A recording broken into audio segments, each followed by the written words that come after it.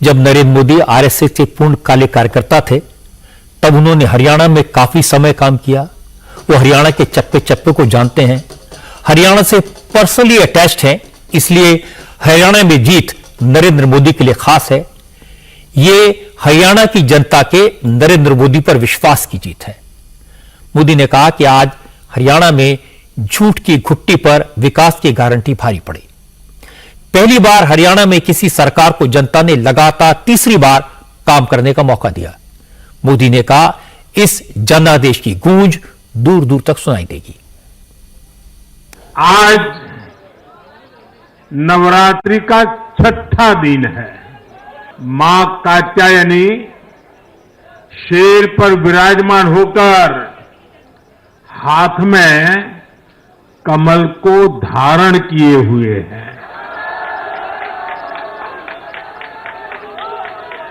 हम सभी को आशीर्वाद दे रही है। ऐसे पावन दिन हरियाणा में तीसरी बार लगातार कमल खिला है। पहली बार ऐसा हुआ है जब 2 कार्यकाल, पूरे 5-5 साल के 2 कार्यकाल पूरा करने वाली किसी सरकार को हरियाणा में फिर से मौका मिला हो। ये भारतीय जनता पार्टी को तीसरी बार मौका मिला है। सिर्फ तीसरी बार हमारी सरकार नहीं बनाई, बल्कि हमें सीटें भी ज्यादा दी हैं और वोट शेयर भी ज्यादा दिया है। ऐसा लगता है हरियाणा के लोगों ने छप्पर फाड़ कर वोट दिया है। आज हरियाणा में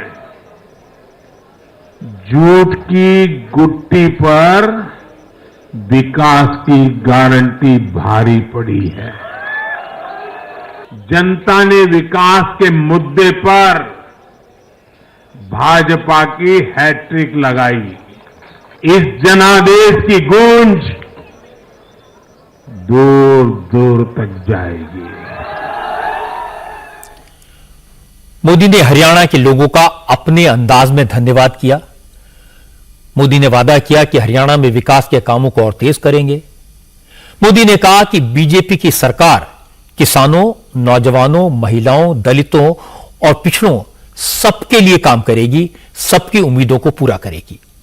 मोदी इस जीत का credit chief minister Nayab Singh Saini को भी देते हैं। नायब सिंह सैनी लाडवा सीट से चुनाव जीते हैं। सैनी ने जीत के बाद भगवान श्री कृष्ण के मंदिर में जाकर पूजा अर्चना की। अनिल विज ने जीत का जश्न कार्यकर्ताओं के साथ मनाया। पूर्व मुख्यमंत्री मनोहर लाल खट्टर भी इस ऐतिहासिक जीत से गदगद दिखाई दिए, क्योंकि बार बार यह आशंका जताई जा रही थी अगर बीजेपी की हार होती तो इसकी वजह खट्टर का 9.5 साल का कार्यकाल बताया जाता। लेकिन नतीजों ने इन सारी आशंकाओं को खारिज कर दिया। मोदी की रणनीति काम आई। चुनाव के दौरान सबसे ज्यादा चर्चा में यह बात थी कि जाट बीजेपी से नाराज हैं। हरियाणा में जाटों का वोट 27% से ज्यादा है, इसलिए सब कहते थे कि जाट तो हुडा के लिए वोट करेंगे और जाट फैक्टर बीजेपी को नुकसान पहुंचाएगा। लेकिन बीजेपी ने गैर जाट वोटों को एकजुट करने की रणनीति अपनाई, वो काफी काम आई। इंटरेस्टिंग बात यह कि हरियाणा की जाट बेल्ट में भी बीजेपी ने अच्छा परफॉर्म किया, जो भूपेंद्र सिंह हुड्डा के लिए बड़ा सेटबैक हो सकता है। बीजेपी ने 16 जाट नेताओं को टिकट दिए और कांग्रेस ने 28 जाट नेताओं को मैदान में उतारा। बीजेपी के 16 में से 9 जाट नेता जीते और यह बड़ी बात है। बीजेपी ने इस बार 22 ऐसी सीटों पर जीत दर्ज की जिन पर पिछले इलेक्शन में वो हारी थी। इसके अलावा पिछली बार बीजेपी ने जिन 40 सीटों पर जीत दर्ज की थी, उनमें से पार्टी ने 27 सीटों को रिटेन किया है। बीजेपी ने 25 सीटों पर उम्मीदवार बदले, उनमें से 16 सीटें जीत ली। कांग्रेस की नजर दलित वोटों पर थी। राहुल गांधी संविधान की कॉपी हवा में लहरा रहे थे, लेकिन हरियाणा में जो 17 सीटें अनुसूचित जाति के लिए रिजर्व हैं, आरक्षित हैं, उनमें से बीजेपी ने 7 सीटों पर जीत दर्ज की। इसका मतलब बीजेपी को इस बार हरियाणा में हर वर्ग का वोट मिला, सपोर्ट मिला।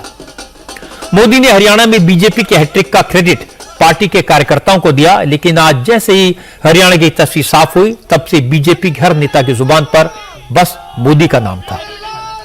मुख्यमंत्री नायब सिंह सैनी, केंद्रीय मंत्री मनोहर लाल खट्टर और केंद्रीय मंत्री गिरिराज सिंह, पूर्व मंत्री अनिल विज समेत बीजेपी के लगभग हर नेता ने हरियाणा में बीजेपी के एक्स्ट्रा ऑर्डिनरी जीत का श्रेय प्रधानमंत्री नरेंद्र मोदी के करिश्मे, उनके काम और उनकी नीतियों को दिया। नायब सिंह सैनी ने साफ साफ कहा, हरियाणा का जनादेश मोदी के नाम और काम पर मोहर है।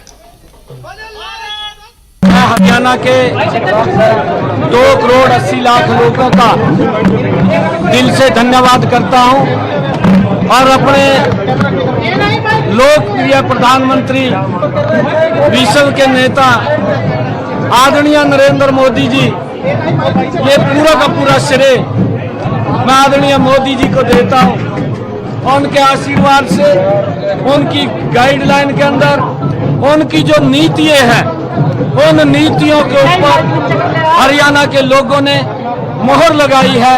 ये सरकार हरियाणा के गरीबों ने, हरियाणा के वंचितों ने, हरियाणा के 2 करोड़ 80 लाख लोगों ने इस सरकार को चुना है और हम आदरणीय मोदी जी के नेतृत्व के अंदर गति से आगे बढ़ेंगे।